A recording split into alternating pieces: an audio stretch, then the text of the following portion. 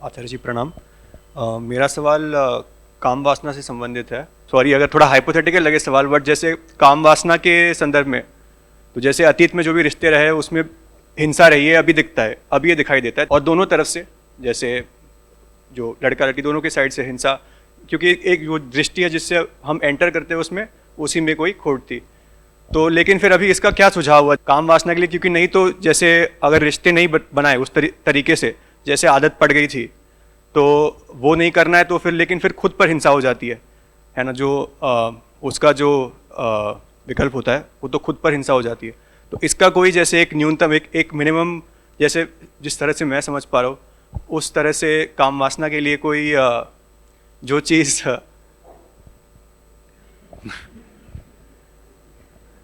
सबसे कम हिंसात्मक हो। थोड़ा थोड़ा खुल के पूछ रहा हूँ सवाल, पर मतलब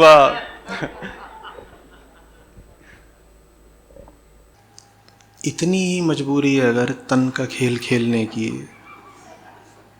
तो कम से कम ये करो कि उसके साथ खेलो जो मन को कम से कम गंदा करे।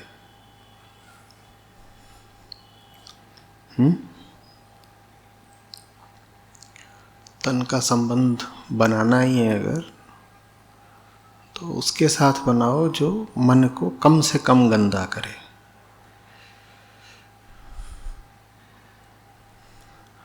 मुश्किल है थोड़ा, पर देखो कुछ हो जाए तो जैसे इसमें कोई जैसे खाने में अनिवार्यता होती है एक तरह से ना, कि भूख लगती है, खाना पड़ता ही है, वैसा भूख जैसा नहीं है सेक्स। ये बहुतों से तर्क सुना है मैंने कि भूख जैसा है, सेक्स नहीं करते तो मर जाते हो। ये कैसी बात है? जितने बुढ़े लोग हैं वो रोज मर रहे हैं। ये क्या है कि सेक्स तो भूख होता है और खाना पड़ता है? ये क्या है? ये भूख की बात है, चुनाव की बात है। तुम्हारा चुनाव अगर यही है कि सेक्स करना है, तो कम से कम किसी ऐसे को ढूंढो जो ज़िंदगी खराब ना कर दे, जो मन को मैला ना कर दे, जो चिपक ही ना जाए मन से। कम से कम इतनी एहतियात तो बरत लो। प्रिकॉशन का मतलब सिर्फ वही नहीं होता। असली प्रिकॉशन ये होती है कि ये जिसको पकड़ रहे हो ये उतरेगा भी कभी। ये है असली प्रिकॉशन। किसको छूने जा रहे हो? हमको लगता है कि छूना एक बार की बात है, 1 घंटे की बात है। वो 1 घंटे की बात नहीं होती। तुमको इस हद तक दूषित कर देता है कि अब चदरिया हो गई मैली, जाके बाबुल से नजरें मिलाऊं कैसे, घर जाऊं कैसे?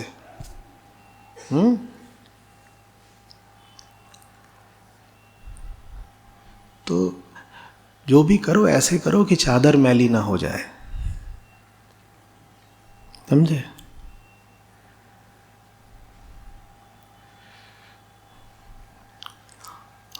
उतना असंभव भी नहीं है यदि वासना एकदम ही तुम बेलगाम न छोड़ दो तो।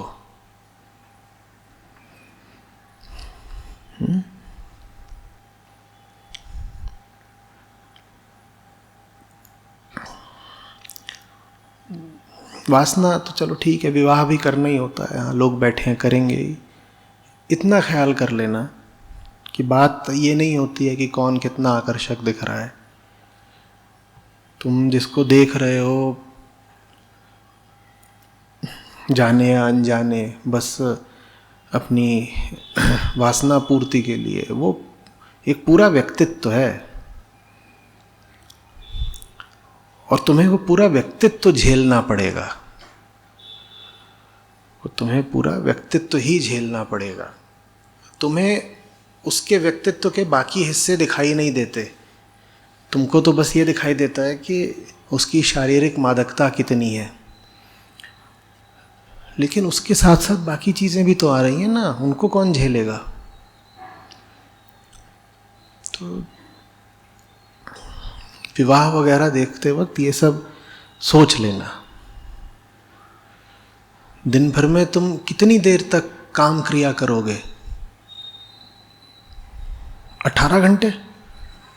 कितने? और बाकी समय क्या करोगे उसका? और उसके पास सब कुछ है, उसके पास फिर अब उसके भी विचार हैं, उसके तर्क हैं, उसकी भावनाएं हैं, उसको वो कौन झेलेगा?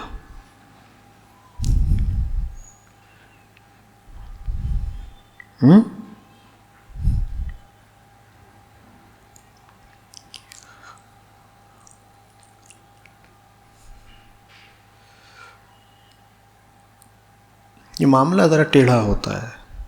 बहुत अच्छी किस्मत होती है जिनकी, वही इससे गुजर के भी इससे बच पाते हैं, नहीं तो इसमें तो बड़े बड़े धराशायी होते हैं।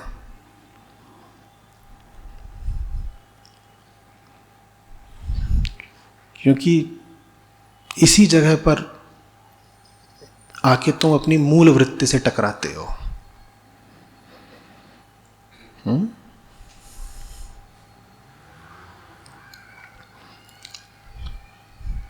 इसीलिए भारत में इतनी बात रहती थी कि ब्रह्मचर्य ब्रह्मचर्य। हालांकि ब्रह्मचर्य का सिर्फ सेक्स से ही संबंध नहीं है, उसका सीधा संबंध मन की अवस्था से है। लेकिन फिर भी ये तो निश्चित था कि जो भी व्यक्ति एक विपरीत लिंगी को ही अपने जीवन का केंद्र बनाए हुए है,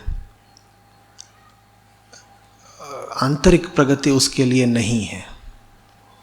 इतना तो सबको सदा से पता था, बिल्कुल स्पष्ट था कि तुम्हारे दिमाग में अगर वासना या स्त्री ही नाचती रहती है तो जीवन का कोई भी महीन काम, ऊंचा काम तुमसे होगा ही नहीं। लेकिन जो तुम कह रहे हो, तुम्हारी जगह वो बात भी ठीक है कि क्या करें, उम्र का तकाजा ऐसा है कि बड़ी आग उठती है, तो कुछ तो उपाय बताइए। तो उपाय यही है कि नुकसान तो होना ही है, देखो कि कैसे नुकसान को न्यूनतम रख सकते हो। How can you minimise the damage. Damage होगी ये तय है, इसका तो कोई समाधान नहीं। क्योंकि जिसके साथ तुमने शरीर का रिश्ता रखा, उसको देखकर तुम बार बार और ज़्यादा शरीर ही बनोगे, और उसको भी जितनी बार देखोगे शरीर ही बना दोगे। ये तो होना ही है। अपवाद हो सकते हैं, लेकिन वो फिर लाखों में एक होते हैं। तो अपवादों की बात ना करें। जो उसमें सामान्यतया होता है वो तो यही होता है कि जब दो लोग देह के रास्ते से संबंधित होते हैं तो दोनों एक दूसरे को नरक में डालते हैं। ये तो